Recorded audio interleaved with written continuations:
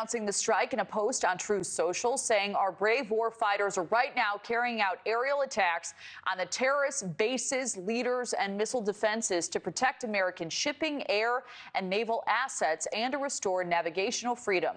No terrorist force will stop American commercial and naval vessels from freely sailing the waterways of the world. Now, authorities in Yemen saying 31 people were killed in the airstrikes and more than 100 have been wounded.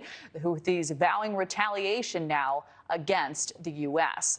Joining us is retired Marine Intelligence Officer and host of the Strat podcast, Hal Kempfer.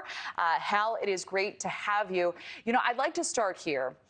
The president has noted these attacks have cost the U.S. and the world economy billions of dollars and put innocent lives at risk.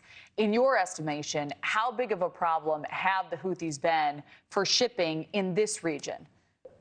Well, Kelly, they've been a huge problem. It's, at one point, prior to November 2023, the response the Houthis had to the October 7th attacks in their support of Hamas, about 13% of global maritime trade went through the Suez Canal. That's got to go up to the Gulf of Aden. It's got to go through the Red Sea, the Bab el-Mandeb Strait. And about 30% of global container traffic was going through that. They've caused such an immense disruption. Over 70% of that has been stopped. This not only affects global commerce, it adds like 2 or 3 weeks of shipping time to go around the Horn of Africa, but it also affects the cost of goods. It's inflationary. It impacts Europe. So at some point, not just the U.S., but all the nations around the world had to do something about this threat. Yeah, someone does have to keep the peace in this region. Do you read this as the president once again on the world stage making this statement that, hey, there's a new sheriff in town? Well, very much saying that. And it's the difference from the type of strikes we saw before. Under the Biden administration, mostly going after weapon systems, sometimes going after weapon storage places, but very much focused on the actual warfighting means. This one's a little bit different. Yes, they went after armaments, but they also went after the support structure. They also went after leadership targets. And part of that is early in the Trump administration, they redesignated the Houthis as a terrorist group. When they do that, that kind of legally opens up the option of going after terrorist leaders. And of course, that's always a tough thing to do. And it also opens up the potential for collateral damage when you go after those leaders. But taking out the leadership, particularly in a structure, an organization with a structure like the Houthis, where those leaders have been in those positions for a very long period of time, can be very disruptive. And we saw evidence of that with Hezbollah. Key leaders, I should say, were taken out, and Hezbollah lost a lot of its cohesion. Yeah, important context. Thank you for highlighting that. The terror group, as we reported, vowed to retaliate against the United States. What do you make of that threat and what it might look like?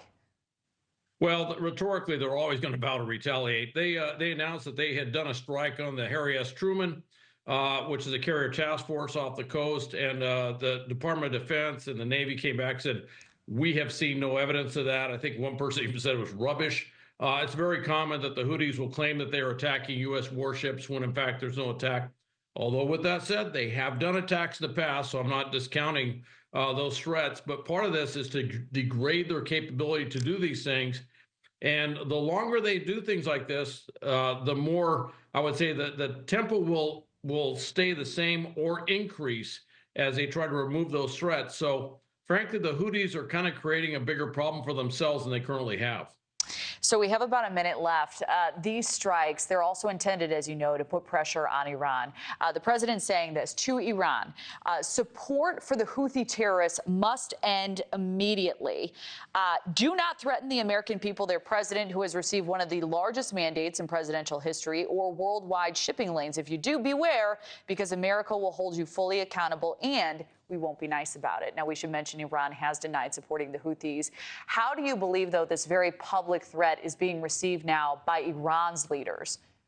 Well, I think Iran's got to be, they won't say so publicly. They'll be, boisterous, and they'll say, oh, we're going to strike back. They've already been saying that they will, basically strike back. But the reality is that they don't know with President Trump what he's going to do. They can't discount. With President Biden, it was a little more predictable that he would avoid doing strikes in Iran, try to avoid getting into a direct confrontation, military confrontation with Iran.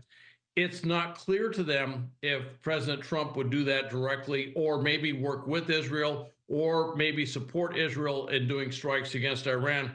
So it's a very different calculus for Iran, and I think they have to take these words very seriously. Thanks so much for watching. Go to joinnn.com to find NewsNation on your television provider. And don't forget to click the red subscribe button below to get more of NewsNation's fact-driven, unbiased coverage.